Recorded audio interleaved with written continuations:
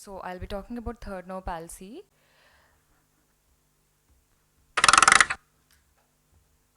So I'm going to skip all the anatomy and codes. I think everybody knows anatomy. You can't do these surgeries without anatomy. Perfect. So I'll just talk about this pupil sparing cases. In this, we have to investigate for the ischemic causes like hypertension, diabetes, CAD, and also the important thing is we have to observe for 5 days for any delayed involvement and recheck again after every 4 to 6 weeks. And when you should consider an imaging in pupil sparing cases is when the patient is less than 50 years, incomplete palsy, and children less than 10 years, aberrant regeneration, and if it doesn't improve, as it generally does in 3 months. And evaluation of the case, this also I'm going to skip. I'm going to come right away to the case.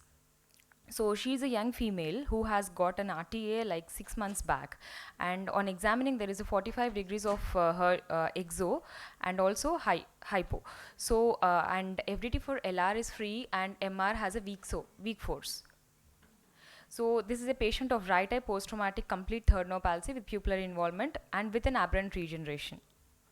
So we have done a left eye LR to MR transposition surgery, and the exo is beautifully corrected here. So again, this is a case presentation. Second case, similar. So this is a left eye post-traumatic complete third nerve palsy with pupillary involvement, but there is no aberrant regeneration as you can see here. The FDT for LR is tight and the MR has no force. So we have gone ahead with maximal LR recession 12 mm with a medial periosteal globe anchoring.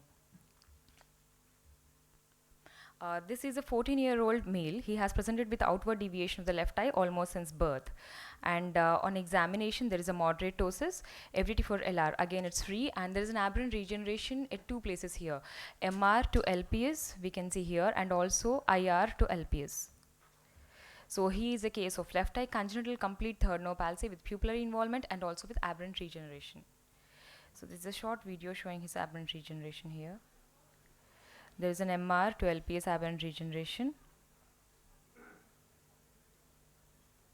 and there is an aberrant regeneration from IR to LPS as well. So we have used the principle of fixation duress. We have operated on the normal eye here, LR and MR, and the exo is corrected as you can see here.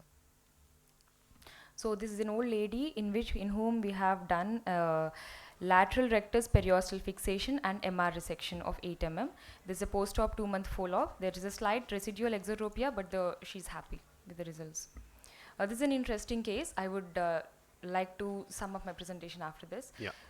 This is a case presented by Dr. Pradeep Sharma in 2017, and we have already published this as well. There is a left eye synergistic divergence here.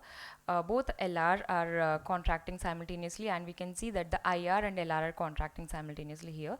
The same evidence is shown in the MRI as well, LR and IR. So we have used this and done LR maximal, supramaximal recession with an IR to MR transposition. So here this is a pre-op and this is a post-op. The exo is corrected and the synergistic divergence is also corrected. This is a case of absent MR, modified Nishida has been done. Sum it up, please. Yeah. So thank you for Yeah. giving me this opportunity. Yeah, thank you. Thank you so much I think for